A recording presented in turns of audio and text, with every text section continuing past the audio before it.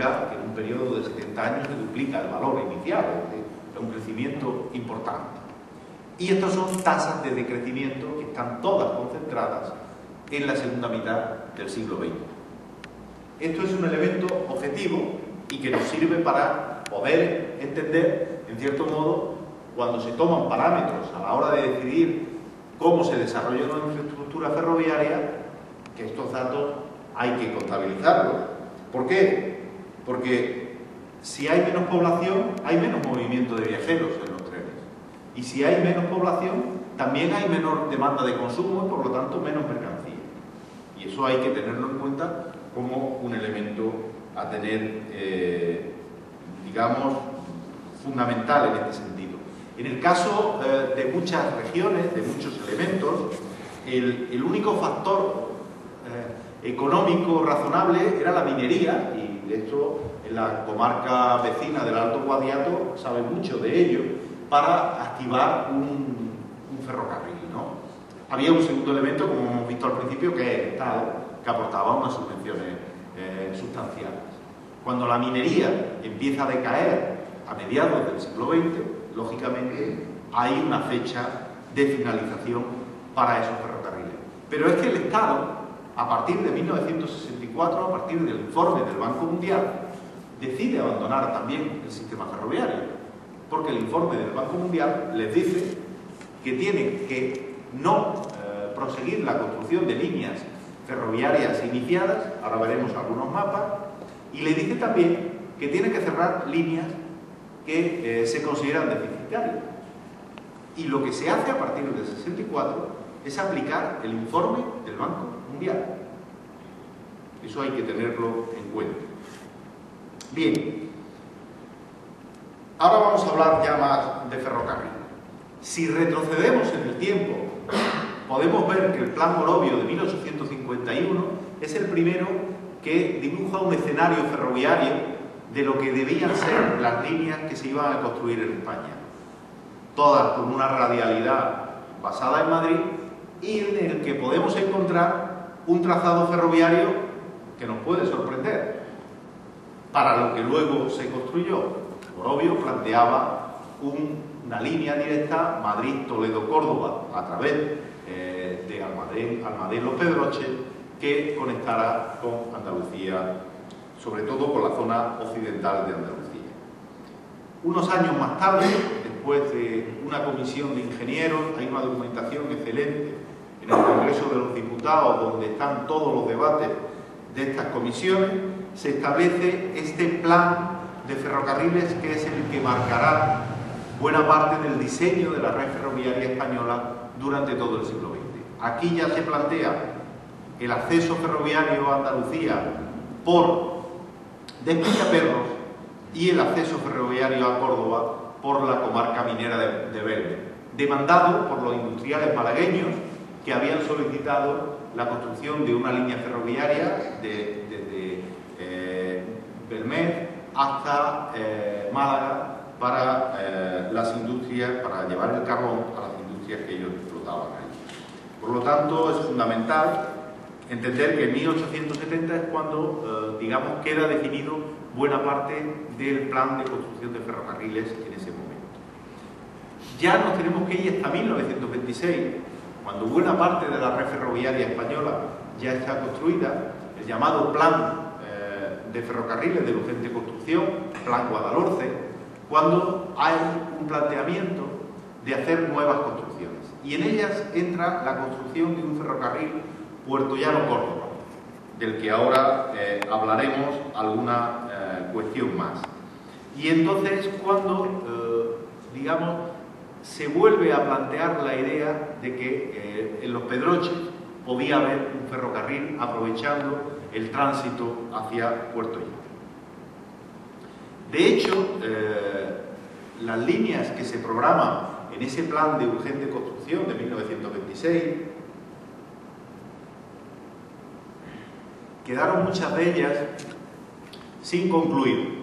Cuando el Banco Mundial en 1964 habla de la paralización de construcción de líneas férreas, las que tienen marcadas ahí, que están en el entorno andaluz, la mayor parte de ellas quedan paralizadas incluso con obra. Algunas eran sobre plano, pero muchas de ellas con obra. Conocidas son el caso del Baeza-Utiel o del ferrocarril de la Sierra, en el caso sevillano, perdón, he marcado mal, desde aquí, y demás. Pero también hay que tener en cuenta ese puertollano Córdoba, que había sufrido diferentes modificaciones en sus proyectos y que había sido iniciado tanto desde Puerto Llano como desde Marmolejo, en la provincia de Jaén, y que quedó paralizado en ese momento. En este sentido, si hacemos un repaso histórico a esas líneas ferroviarias andaluzas y nos centramos en el caso de la que nos interesa, aquí volvemos a ver esta de Puerto Llano a Marmolejo, ya completamente alejada de los Pedroches, porque ya buscó otra solución. La historia de esta línea se puede contar muy rápidamente. Esta línea fue una concesión que se obtiene a finales del siglo XIX por la compañía Ciudad Real Badajoz, que intenta construir ese ferrocarril, que pocos meses después de obtener la concesión, esta compañía es comprada por la Madrid Zaragoza Alicante, la gran compañía MZA, y que esta compañía decide apartar el proyecto. Este proyecto queda apartado prácticamente hasta 1926, que es cuando el Plan Guadalhorce lo recupera. Se estudian varias iniciativas en ese sentido y finalmente es cuando se empieza ese proyecto que sobre un presupuesto de 75 millones, el ferrocarril se terminó llamando de Puerto Llano a Córdoba por el río Jándula. De 72 millones de pesetas solo se invirtieron 14, llegó la guerra civil, quedó paralizado y no se recuperaron, no se reiniciaron nunca más las obras. Por lo tanto, ahí es donde quedó el proceso. ¿Qué es lo que sí se construyó en este entorno? Pues se construye de la línea de MZA y de andaluces, como bien conocen ustedes, el eje norte-sur, desde Almonchón a Belmez, que era la explotación de MZA, y desde Belmez hasta Córdoba, que era la explotación de andaluces, y el eje transversal, el eje oeste a este, que era la línea que iba desde Fuente del Arco, en Extremadura, hasta Puerto Llano, y que atravesaba toda esta comarca, especialmente toda la zona de Pozo Blanco. Centrarnos y hablar con detalle de todas estas líneas nos alargaría y no nos llevaría a hablar precisamente de la línea de alta velocidad. Pero de todas maneras, en el entorno de lo que es la provincia de Córdoba y especialmente en esta zona, en todo el entorno de Alto Guadiato, Los Pedroches, todas estas son las líneas ferroviarias que sí se construyeron. Estas sí fueron construidas. En rojo tienen las que son de vía ancha, en azul tienen las que son de vía estrecha. He utilizado mal el tiempo verbal. Fueron de vía ancha, fueron de vía estrecha. Y en verde tienen la única que se construyó de alta velocidad, ancho internacional, la última que se construyó y realmente la única que está en servicio, porque el resto, de un modo o de otro, están fuera de servicio. Ahí están las fechas, las características y los datos de estas líneas.